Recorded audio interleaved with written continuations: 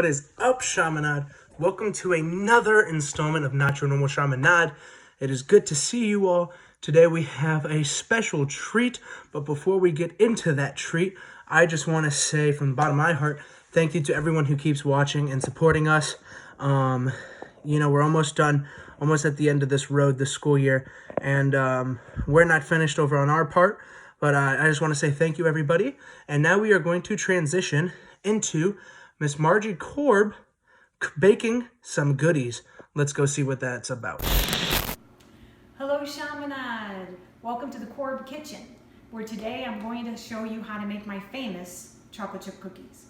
And they really are famous, at least in my family, both at Chaminade and in my extended biological family. So I hope you like my cookies if you get a chance to make these. So the first thing you have to do to make a good chocolate chip cookie is cream together some of the ingredients. And that would be your white sugar, your brown sugar, your eggs, butter, and vanilla. Now there are some really important things to remember about those ingredients. The first one is always use real vanilla. This is, there are two kinds of vanilla when you go to the grocery store. There is pure vanilla extract, and then there is imitation vanilla extract. And you never want to use the imitation.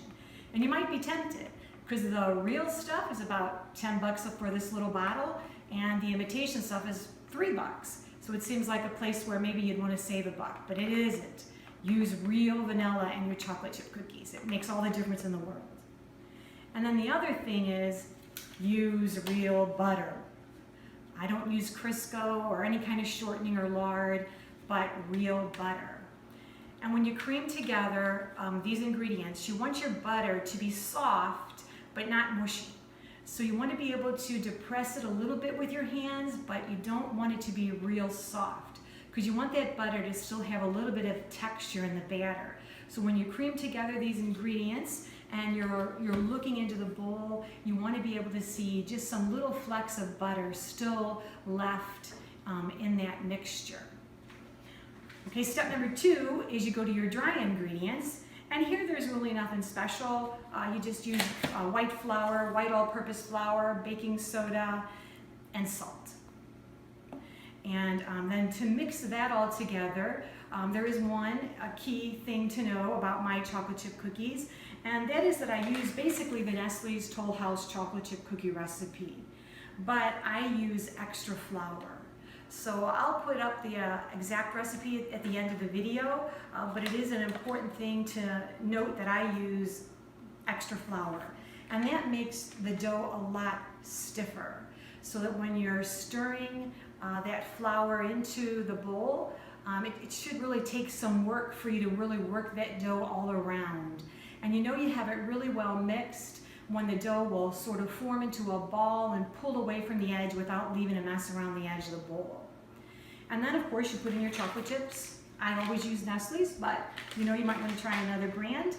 And then here's what your dough should look like when you're finished. And as you can see, my dough is pretty stiff, and I could stick my spoon in there and it'll stand right up. Okay, and that's from that extra flour.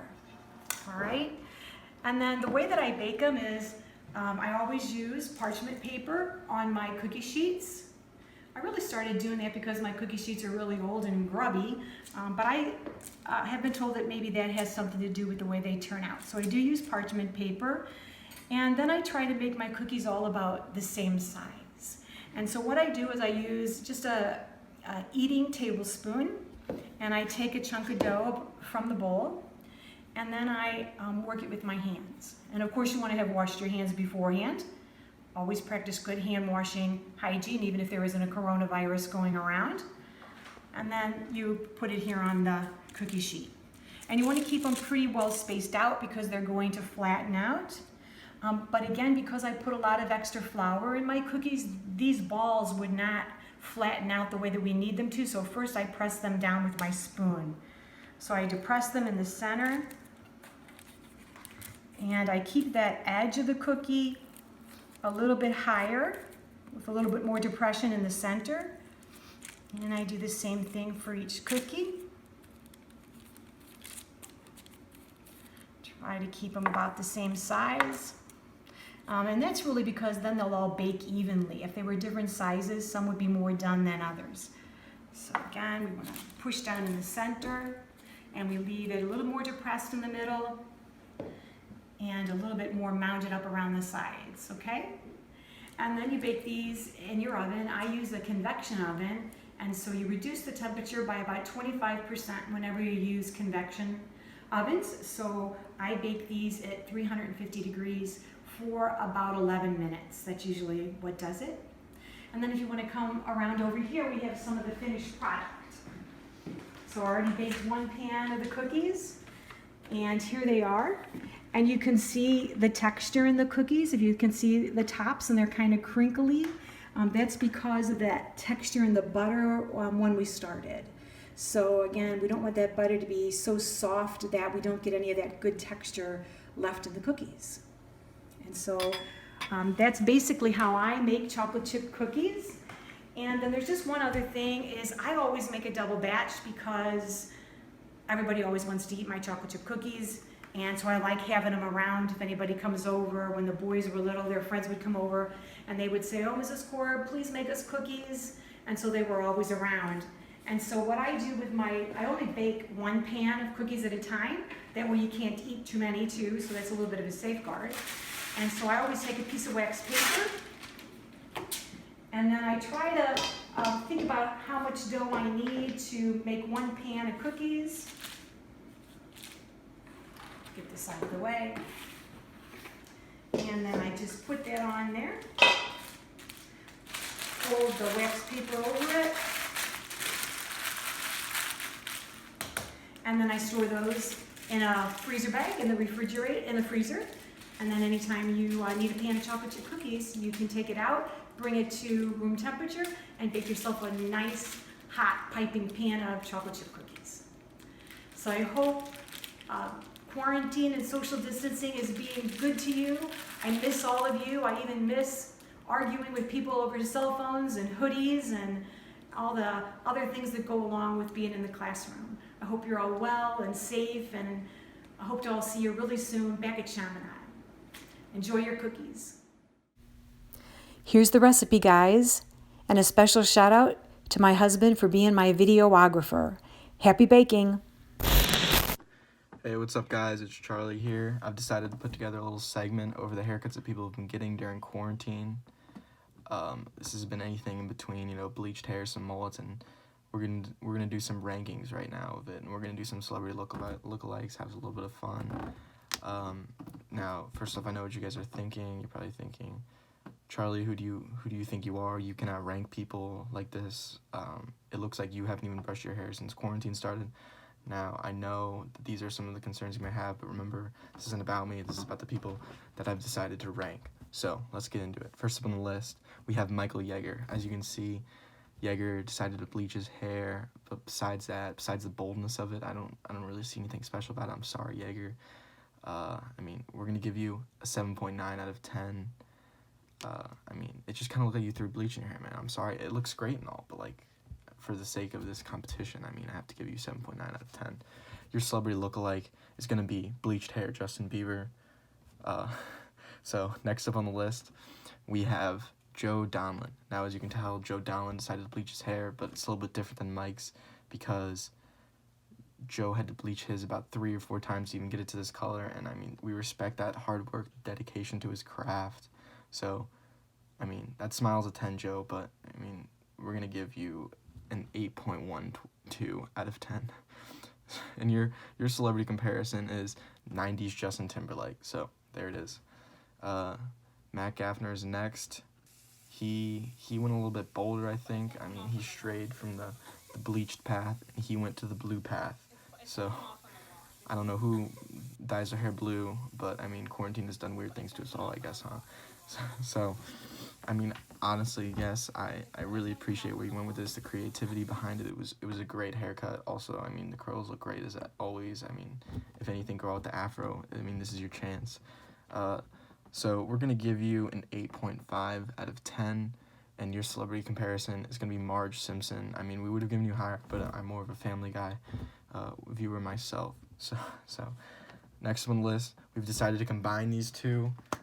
It's Daniel King and Jimmy Grummick. So they both decided to get like type of mold-esque, whatever. So Jimmy decided to keep the mutton chops, which I think are great. He kind of gives me Civil War general vibes from those.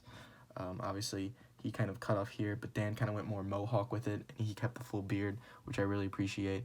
I'm not much of a facial hair grower myself, but I mean, the beard looks great, Dan. So we've decided to give you both of you guys 9 out of 10s, and your celebrity comparisons for both of you is going to be Larry the Enticer. So next up on our list, we have Vincent Laurie. Now, I mean, there's a lot going on in his pictures, you can tell. He's swinging a baseball bat. He's got his feet up in the air. He looks very energized. He's got the classic Harry Potter glasses, as always, which is a very nice touch. I mean, but of course, you look at his feet, he has cardboard shoes on. I mean, very artistic and stuff. That's a very Vincent Laurie move. But he as well decided to dye his hair blonde. I mean, no offense to Joe or Yeager, but it just looks a little bit better than theirs. I'm sorry, guys, but he's got the long hair coming back too, which is great. The curls. And we've decided to give him a 9.9 out of 10. I mean, it was just a great all-around look for you. So, and your celebrity comparison is going to be Taylor Swift. Now, this is one of the reasons I ranked you so high. I'm a big fan of T Swift, but obviously we couldn't give you that perfect score because of T Swift's recent music. I'm not a big fan of, so I'm sorry about that, V. Next up on the list, in first place, drumroll please, is Sean Cavanaugh. Now, Sean has been growing out this beard and his hair for, I think, probably since 7th grade. There's a lot going on. He kind of looks like a caveman. For those of you that don't know, he shaved it by now, but for a while he was rocking the beard, and I don't know, but it looked great, Sean, so we really appreciate it. He kind of gave me Jared Leto vibes, but we've decided to go with Jesus of Nazareth as a celebrity comparison. I mean, we got to give him an infinity out of 10, because obviously God is infinite, so there we go. Estovere, gentlemen. And I mean, it looks like he hasn't shaved for 40 days or 40 nights, so I mean, we had to give him that comparison as well. As you guys all know, I think that was the last one. I mean, Sean Cavanaugh won it all, but you know, everybody else, keep your head up. I mean, if you have any other weird haircuts to show me, I would love to see them just for fun. I'm not doing another segment or anything, but that concludes it all. So thank you guys for tuning in. Thank you, Mrs. Korb, for that. That was awesome. Now, folks, just before we go, just to all my seniors, we are done this Tuesday. So whenever you're watching this, you may have already been done, or you maybe it might be the day before. But congratulations to all my fellow seniors. You know, we've worked hard. We've been through a lot as a class, and now we're at the final stage. So congratulations to my fellow seniors of the class of 2020, and to everyone else watching. Keep going hard these last couple weeks of school. Keep grinding, and on our part, we will keep you guys posted and entertained. Thank you, folks. We'll see you next episode.